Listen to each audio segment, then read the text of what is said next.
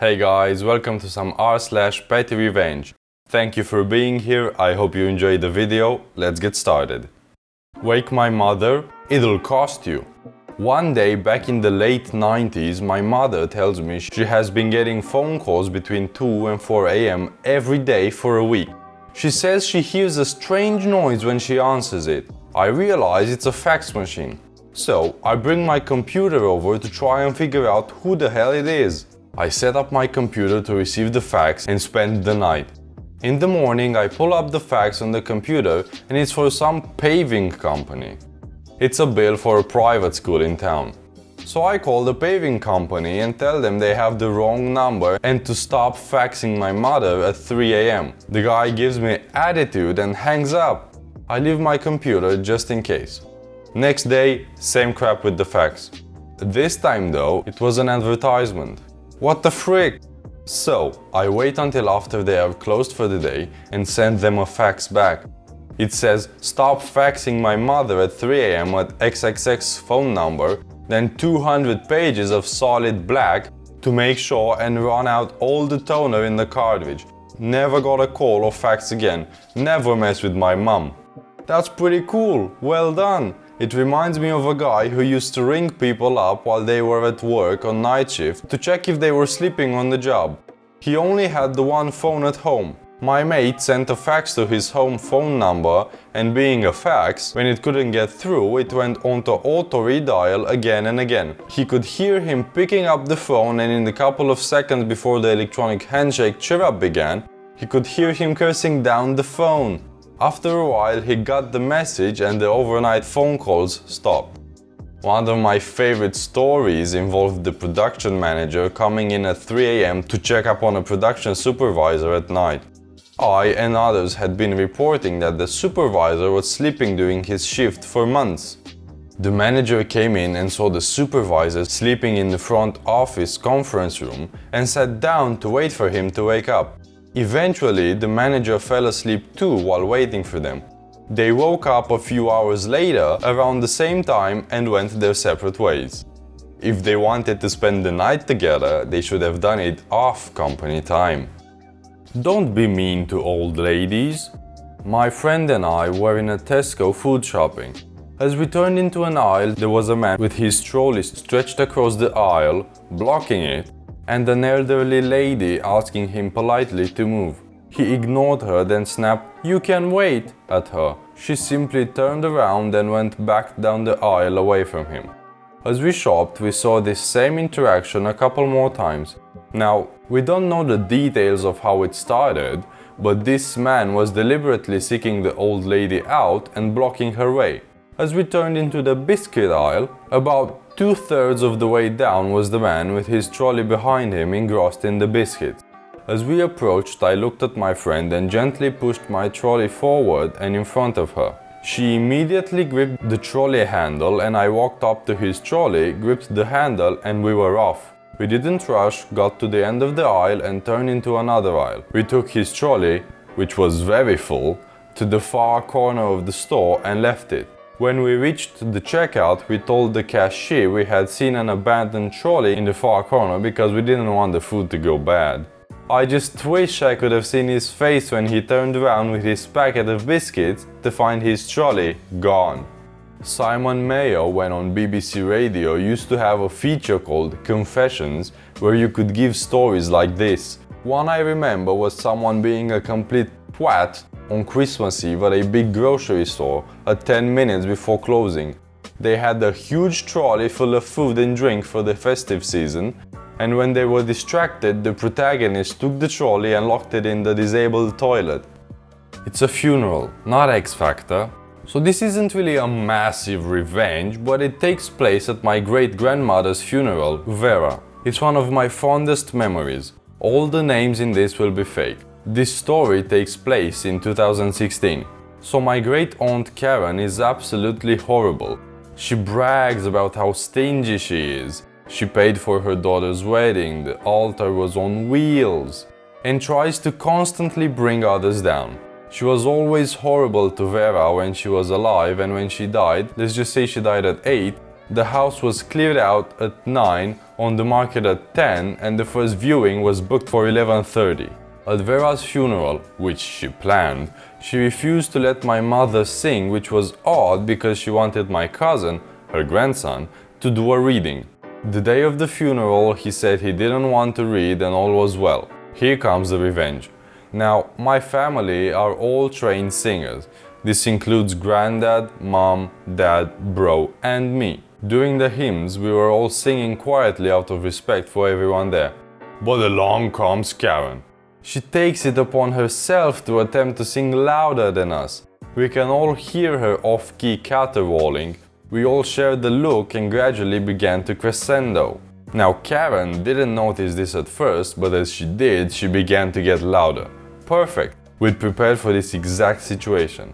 We'd learned all the hymns, all the harmonies, and the descants to them as well. We suddenly burst out full volume in 4-part harmony. She looked at us in shock, then continued to try and out-sing us. Bless her. She didn't stand a chance against 3 classically trained singers and 2 ex-church choir boys. Suffice to say, it was a fun funeral. If she sounded bad, you should have gradually started singing lower and lower, and the higher she goes, the worse it sounds. We would have, but we're all exceedingly flamboyant. Act like a bumhole, I'll make your pen smell like a bumhole. When I was much younger, I had a job I hated but needed. It was great for career experience for the job I was studying for. I was working in the warehouse of a very well-known production company. It was a stepping stone into the industry for me. One of my bosses was a complete bumhole.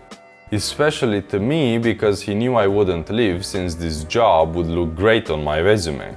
One summer I ended up working with him almost daily. It started to take a toll on my mental health. I was constantly either angry or depressed. One Saturday he left early and I had to run around finishing all the work by myself. He had a really expensive pen on his desk that was his pride and joy. I took it and stuck it between my sweaty butt cheek. It sat there for the rest of my shift while I worked hard getting sweaty and gross finishing the work he had ditched out on. Before I went home, I pulled out the pen and placed it back in its holder on his desk. It smelled horrible. I started to get nervous about what I did, started to second guess myself, but said flip it and went home. The next time I was in his office, I noticed the pen was gone. He never said anything to me, but I could always tell he suspected me. I don't think he knew for sure what had happened to his pen exactly. This incident didn't make him nice to me, but I noticed he backed off of me quite a bit and just let me do my job. The ultimate power move would have been to crap on his pen whilst it was still on his desk whilst he watched, never breaking eye contact. Give me the silent treatment for something out of my control, I'll ruin your birthday and make you question your manhood. My ex-boss was not a good person. He was controlling, egotistical, quick to anger, a womanizer, and hated depending on anyone, because that would mean he isn't in control. Boss ran a sports program, which grew from 600 to 1000 over my time working there, and had hired me to run the office and head the children's programs due to my experience working with larger programs in the same sport. Children make up about 80% of the program. Boss thought he was too good to mix with most of his clients or their family. He mixed mainly with the adults, particularly the attractive female ones, and never answered to phone or general emails. So pretty much everyone knew contact Pepper for anything. So one day an email gets sent directly to him addressed to Pepper and Boss. He didn't talk to me for the rest of the day. I tried to talk to him, email him and get answers I needed for his business, and he was ignoring me. I thought I was going mad as he had never done this before. And I'm fairly soft-spoken at work. Did he just not hear me while I was 5 feet away? The next day I asked him a question and he responded with, "Don't you know? I mean, you're so important that people address emails to you first." I was fuming. Like you are seriously willing to jeopardize your business and clients because of a literal nothing, treating me like crap all because your ego can't handle it? No, not going to let that stand. One last thing, boss is turning 50 soon. I was 26, 27 at the time and he had vaguely come on to me before, gross, but it never went anywhere. I knew he was feeling insecure about getting old and was questioning, was he still a man, still strong and virile, would he still have it for the ladies? I knew what had to be done. We are talking and I mentioned I know his birthday is coming up soon. How old would he be? 50. Wow, a milestone. My mum turned 50 a few years ago and it was quite an affair. Then I dropped this, the devastator. You're only a few years younger than her. Huh, I guess that means you're old enough to be my father. He immediately clammed up. He didn't speak to me for the rest of the day and didn't come in for the next 2. Checkmate.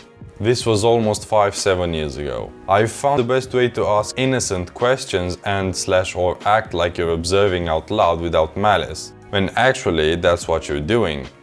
I love that your fairly innocuous comments so bruised his crystalline ego that it knocked him out of work for 2 whole days. What a dried flower.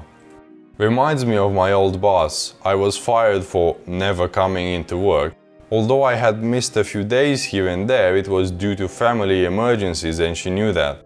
I was fired, offered no explanation and walked into work only to be embarrassed in front of my co-workers because I was no longer on the schedule. Turns out she knew all the regulars liked me more. Go figure, they never saw her and I was in every day. And she didn't like that my regulars regularly talked bad about her and not liking her. Although I never gave my opinion on it. So yeah, she fired me for being more likable. Not my fault she was a bitch and had 0 customer service skills and an 18 years old could do it better than her. That's it for today, guys. Thank you for being here. I hope you enjoyed the video. Maybe subscribe, maybe like. Anyway, I'll see you in the next one.